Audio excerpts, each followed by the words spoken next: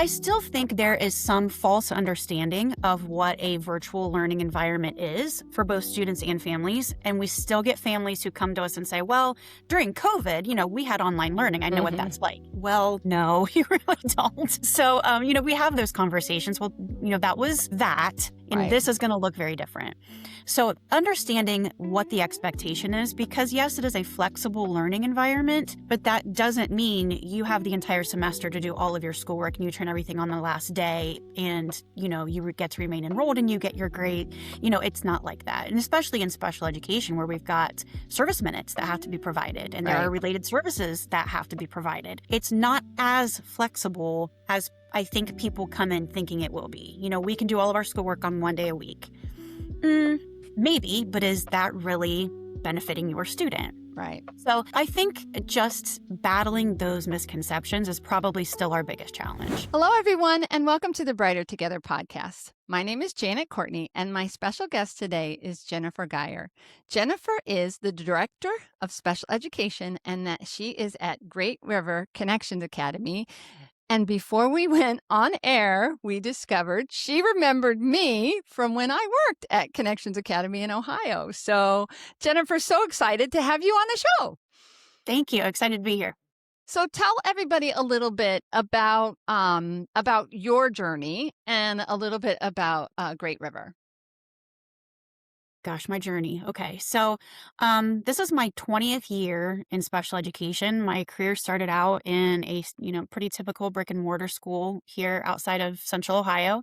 After 3 years, I was told that I was moving to a different school and I was going to be doing different things. And I was like, well, I don't really love that. So I started looking and I Right. found Ohio Connections Academy. So I started working as an intervention specialist. I was there for 7 years, working with a variety of students and ability levels. After 7 years, I was promoted to the assistant manager of special education, and I was there for 2 years in that capacity.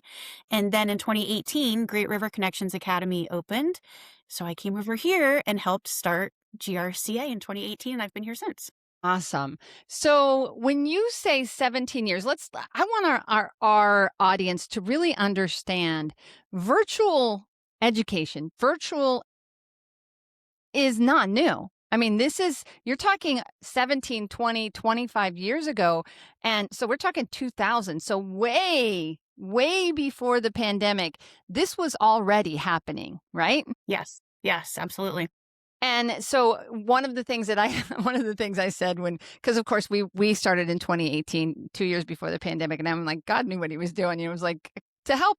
We really wanted to help, really. And there were schools that listened and schools that didn't. And, and I was like, I remember being in this forum with superintendents, and I was like, guys, there are superintendents that have been doing virtual for over 20 years.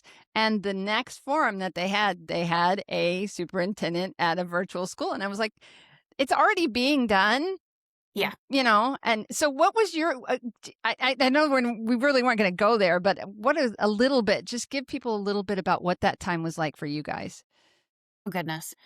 It was kind of interesting because really the only thing that changed for us was our enrollment definitely increased, but it really was no big hiccup in our day-to-day because we were already doing it. Right. So there was no floundering around trying to find lessons and, how do we deliver this service? It was just another day in our virtual world, with the caveat that now all of our children were also home and our spouses were home and things like that. So we all, of course, had to deal with those types of stressors, and the enrollment changes that we experienced, kids who, a variety of situations where the district they lived in just wasn't, no district was prepared for COVID. There was just no preparation for that.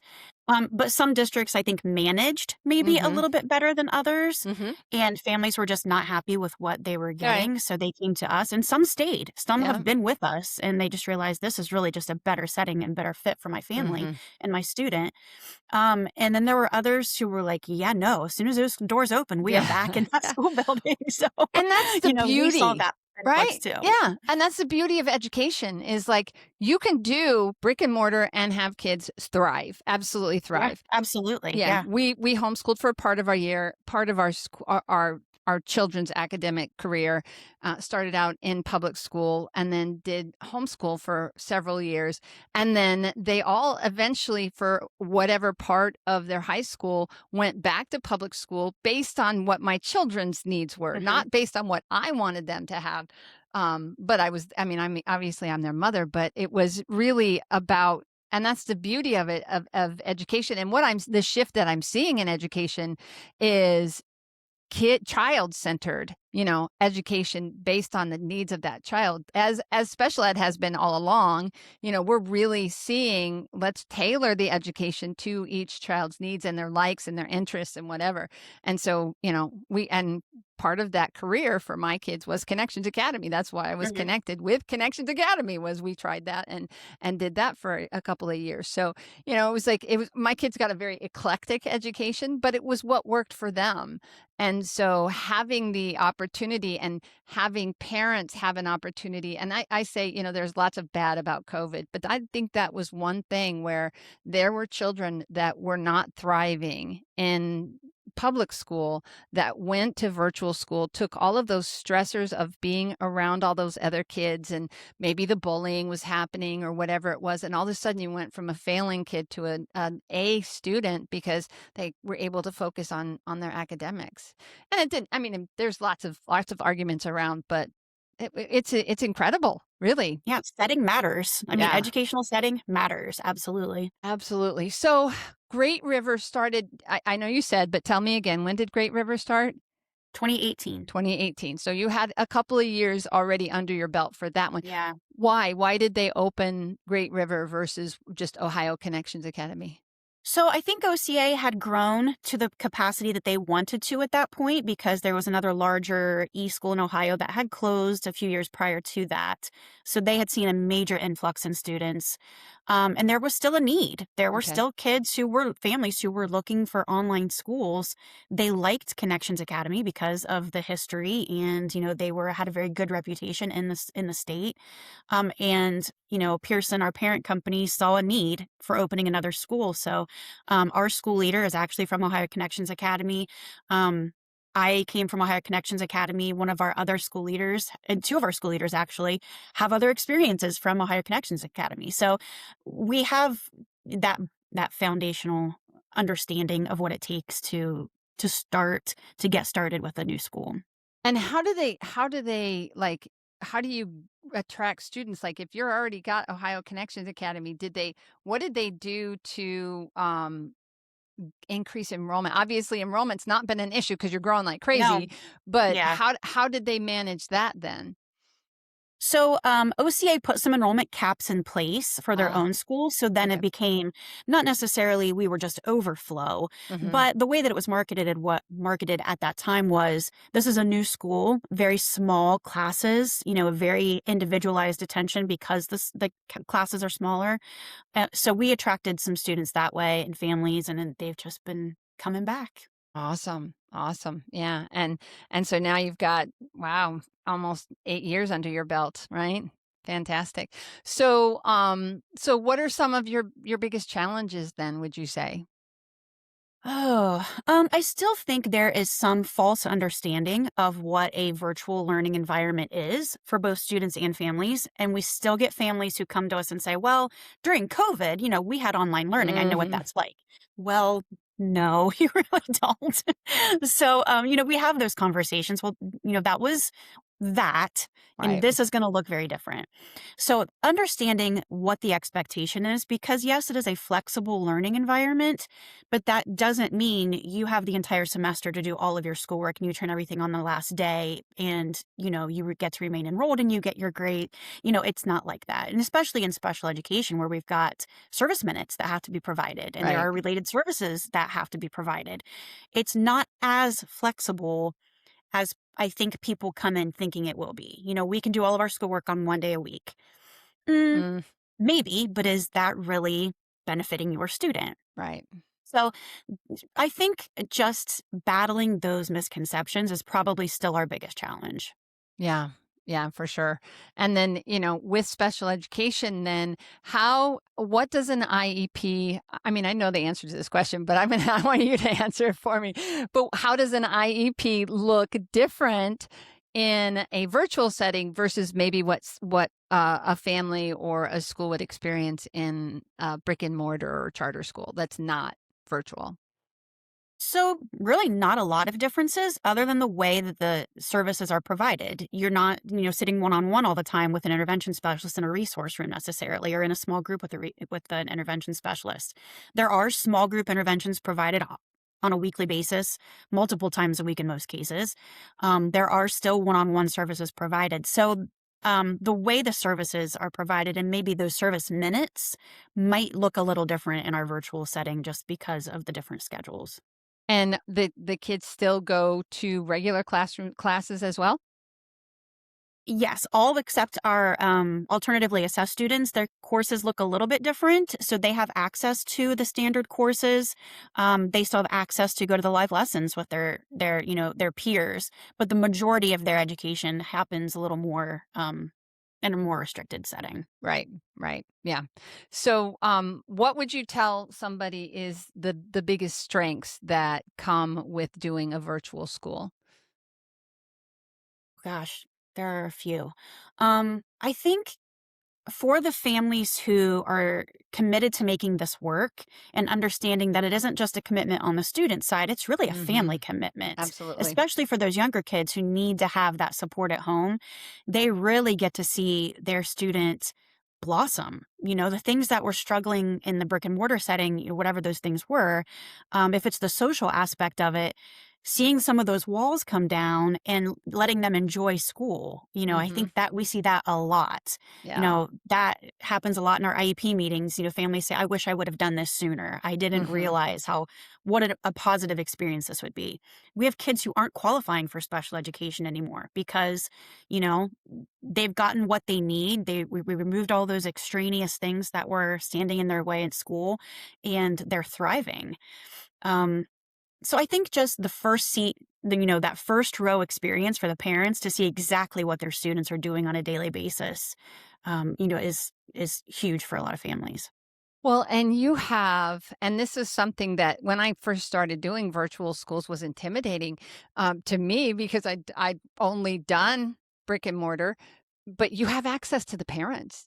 I know you guys call it a learning coach, which typically is a parent, but not always. Mhm. But they're there. They're right there. And that was something as a therapist, I went, yes, once I figured it out. I'm like, instead of Right. being intimidated, I was like, this is the person that's teaching this child the most. And this is the Mhm. person I need to follow that needs to follow up with whatever strategies or whatever we're working on so that they can generalize it into Right. their everyday speech. I'm a speech Absolutely. therapist, but yeah.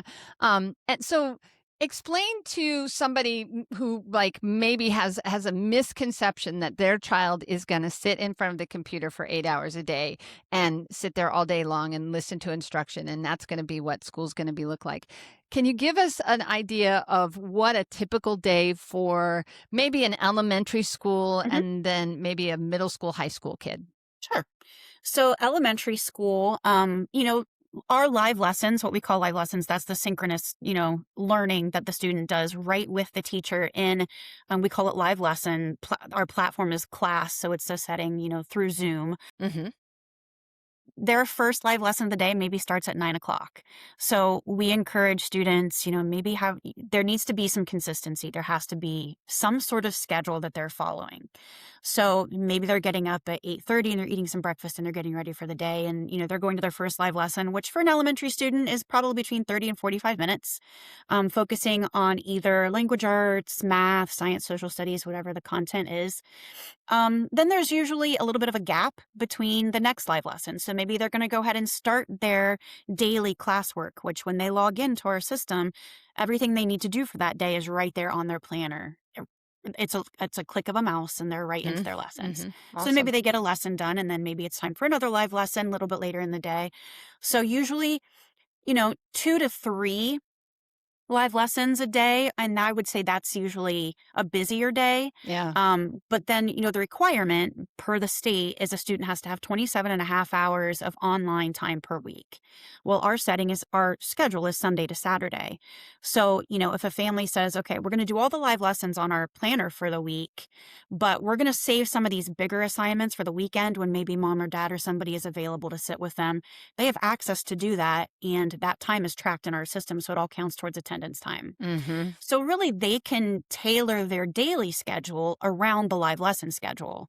If they want to do all of their schoolwork after, 4 o'clock, after mom or dad is home, or somebody is more available, they have the flexibility to do that. But the live lessons are still on the planner for them to engage with um, for their time with their teachers and peers. So what And I happens would if say it middle school looks very Okay. similar to Yeah. that. Yeah. No, go ahead. I'm sorry, I didn't mean to interrupt you. No, and, high school also, there are more classes, obviously, so more live lessons for high school, but all of our live lessons are recorded, I was I for was the just gonna go teachers, there. the recordings is what you were going to ask Yeah. about. So the students, even if they can't attend, or if they're in the middle of a project, they really just want to power through and get it done, Mhm. they can go back and watch that recording anytime. There's a big difference between being supported by somebody who's walked in your shoes and someone who hasn't. At Lighthouse Therapy, our leadership team is made of experienced clinicians who've actually worked in schools. We understand the pressure you're under and what real support looks like.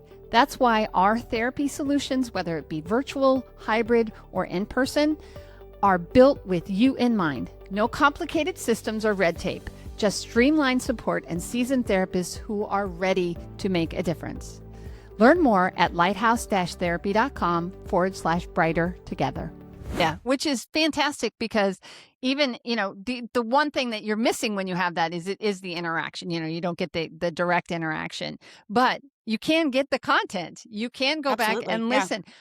Johnny was sick, he Hmm. woke up and he was puking and, Hmm. just could not do school that day. Well, he doesn't miss that day of school. Right. He just goes in after when he's feeling better and does it then. I'll Hmm. tell you, one of the things that blew me away as a teletherapist was how much the kids really wanted to come to therapy. Now, part of that is just, a good therapist is going to grab them and want them to be there. It doesn't matter if you're in a brick and mortar or virtual, whatever, Hmm. because virtual is a modality. It's a modality. It's Yes. education is education is It's a education, right? vehicle. Speech is the same Yeah. way. Yeah, it's a vehicle to it. And what I actually had one child, his dad logged him on, and I think this was when I was at Connections Academy, from the ER. He fell Oh. down, hurt his wrist, and was waiting in the ER for the doctor to come, and it was his time for speech, and he was, like, crying to his dad, "I don't wanna miss speech." That is dedication. And I said, "Oh, honey, let's read a book. We'll read a book until the doctor comes." We didn't do therapy. But Oh. it was so sweet because he just this child did not Hmm. want to miss his speech. And he loved, that was like, that warmed my heart. I Yeah. think I've told that story 20 times, but it was Yeah, it was so people think sweet. you can't make connections with students. How do you really get to know the students when you're online? Yeah. The families open up to us in a different way than they Mm-hmm. do Mm-hmm. to, a teacher when you're sitting at a parent-teacher conference, which can be a little intimidating for families. But, Mm-hmm. when you kind of give a little bit of space, it's it is sometimes heartbreaking, the things that are shared with us, and it's very clear why these families have chosen to come here. Some of the experiences these kids have had, I Yeah. can't even wrap my head around some of the things these kids have gone through. But what a blessing it is that they have that option, right? Yeah, That absolutely. we live. I don't know what God has placed on my heart lately, but I live in 2026. This is February 10th. We're 4 days from Valentine's Day. My God, Valentine's nails even, but 4 days from Valentine's Day. But 2026 is um, I think it's a year of innovation, a year of change. We've seen AI come in and all of these different things, but even medical stuff and just there are things that we have today, and online education is definitely more and more and more becoming a part of that. That wasn't there. It just wasn't an option. You go back 30 years ago, wouldn't Yeah. have even I'm in a therapist since I've been a therapist for 32, almost 32 years now. Oh, Oh gosh, I hate it when I say that. I've been saying 31 and I realized, oh no, it's 32 next month. Doggone Time it. creeps up. It does creep up on us, doesn't it? But 32 years ago in 1994, when I started doing therapy, this was not even something that I would have even considered doing.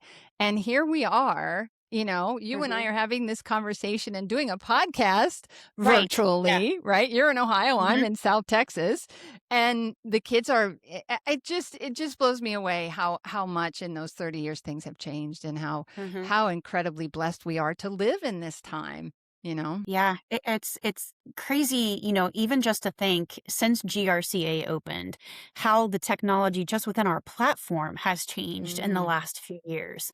I mean, I mean, it's been wild to see the growth that has changed just within our system. So I'm really excited to see what's going to happen in the next few years where Mhm. we've already got these live tutors within our lessons where it's like a chat bot that pops up. I see your stuff. You've been sitting on this lesson for a while. Can I help you with something? Right. It's interactive now. Yeah. It's wild. Yeah, and, people are afraid of that, some of that, Yeah. and, talk about that just a little bit about why people should not be afraid of that. Why is technology so, from your perspective? Because Hmm. I'm excited about it. I'm sitting here Sure. going, "Yay, I love it!" But understanding why you shouldn't be afraid of it, and I mean, instruction is still a person. So Yeah, absolutely. yeah, Yeah, that will never go away. hmm There's still going to have to be a human element to education, especially even in a virtual setting, because there are just too many things, too many individualized things that have to take place for students' needs to be met that AI is not going to be able to capture. The relationships with the students, their individual needs in the moment, those hmm specific moments when you go decisions. into a one-on-one session with a student and you can tell by the look on their face, today is not the day where we're going to be talking about math. Right. Something else is happening and we need to address that first. hmm That is the human element of education that I don't think can ever be replaced. No, and it shouldn't be. I was listening to a book. I love audiobooks. That's one of the things I do in the evenings. I crochet and I do audiobooks because it's downtime for me. And for the first time I did a virtual audiobook where AI had read the book. And it Mm, was like $3 for this book. I'm on Audible, but I was like, ooh, out of curiosity, I just want to see what it's like. The prosody is missing. There is errors in prosody. It was really mm, interesting as an SLP to listen to it and go, most of it was really good. It was like really, it was engaging. The story was good. I enjoyed the mhm. story, but there were times, multiple times throughout the book where I was like, oh, that is so not how you say that, and the pauses and the commas and Yeah, we're not in the right places, and it's like I can figure that out as an SLP as an going, oh, adult, that's, yeah. and as an adult, yeah, absolutely, but that is not something that a child who is learning will be able to No, make that distinction. So understand, that's a piece of it that is really important to understand, that we have to, it's great, it's a great tool, it's a tool like anything else, it's it a is. tool. It is a tool, Yeah. yes. And it's interesting, just my own son is 14 and a freshman in high school and is very passionate about physics and very much wants to pursue a career in physics. But, we're having to have conversations with him already, like, well, you need to look ahead to figure out what careers in your interest are really going to be available to you because Mm-hmm. science, all these things are just being I don't want to say taken over. Nothing's really being taken over, but sometimes that human element is kind of being removed from certain careers. So we're trying Yeah. to encourage him to do his research and trying to help him along the way to make sure he's not pursuing a career that won't be available in 10 Right. years. Right. So, Right. it's a lot to think about. Yeah, and certainly in the tech world, I know that they're feeling Yeah. that as well. I've heard Yeah. lots of stories from tech people, and I have tech people, and we're even looking at, from our perspective of, the first level, we have live tech support right now for Hmm. us, and that first tier is eventually going to go to a bot. Yeah. It makes much more sense to have a bot do that. That will free up them so that they can learn Right. and adapt to the technology so we can incorporate it even more. That's a big switch. I never thought I would Yeah. do that. And two of the three people in our tech department, one is my husband, who's our Mhm. CTO, who is like chasing after this as fast as we can because it seems like it's changing every time we turn around. And then the other one is my son, who has been with me since day one, Mhm. with Lighthouse, and has been doing live tech support for almost 8 years now. So I'm like, and I was talking to him about it the other day, and I'm like, honey, it's gonna change your job. And he's not a kid and he's not a kid, he's 26. But I said, it's not. Your job's going to change. It is not going to stay the same. The world is not going to stay the same. Right. And he's my neurodivergent kid. He doesn't want change. He doesn't, it's like, so Mhm. I'm trying to get him to the place where it's like, understand that this is something that's coming, whether you like it or not. Right. Yeah, absolutely. It's all about Wow. adapting, you know? Yes. We Yes. have to be flexible. Be flexible. Yeah, be flexible. Yeah. And I would say that to any school, you've got to, you got to have some. I've had some schools who have said, we don't want any AI at all. And it's like, okay, well, we'll respect that for today. But Yeah. That's so funny we're having this conversation because our leadership team was just, I mean, not 10 minutes before we started this conversation, putting out more guidance for our teachers because we're finding kids who are, of course, using AI for the things they shouldn't be using it for and mhm, how we need mhm, to address that, how we're communicating it with families, and trying to be not accusatory, but helping them learn. mhm, When you use this, you're actually hurting yourself. You're not getting that repetition of the material that you need to make this a concrete right. concept for Skill. you. Yeah. And Mhm. explaining to the parents who are also new to all of this, how I don't understand what you mean. You put it into Chat GPT and got an answer. What does that even mean? So we're educating students, we're educating teachers, we're educating families on how all of this works and to trying to stay on top of it as much as we can and trying to encourage respectful and appropriate use of it because it's not going anywhere. So Mhm. we Mhm. might as well figure out how to embrace it and use it the right way and, use it. The teachers are using it.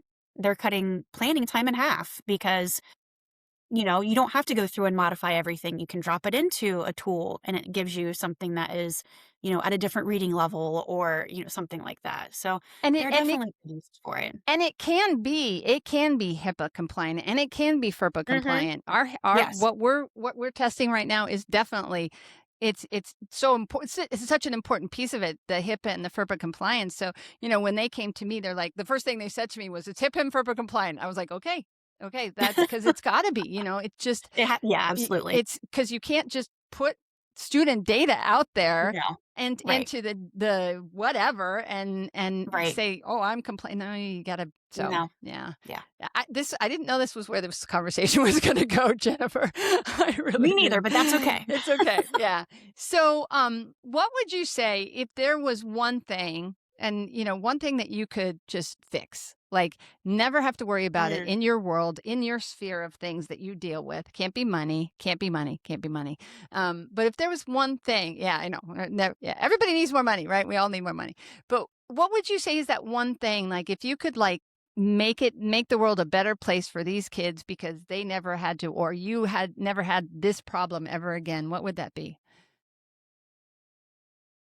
Gosh.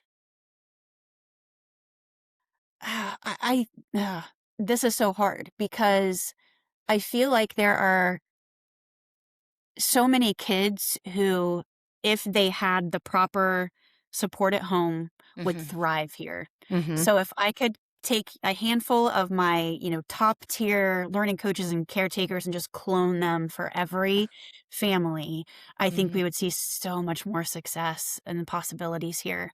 I think the possibilities would be endless for the kids to be successful. I think there's just unfortunately a misunderstanding of what is necessary on the parent end for Mhm. students who are enrolled here. Yeah. It's And that unfortunate. and that's it. That's the whole point of that question, where's your heart? It really gets at where's your heart.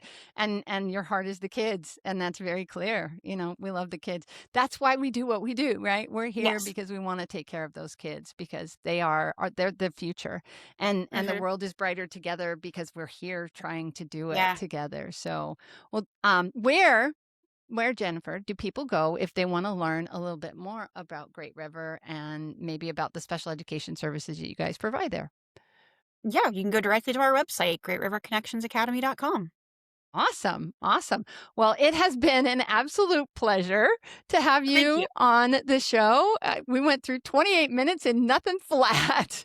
So, No. so thank you so much for being Thank here. you. I really appreciate you and your time and your passion and your consistency. I love that. And the fact that you remembered me, I appreciate that too. So thanks so much. Thank you for the opportunity. Thanks again. Absolutely.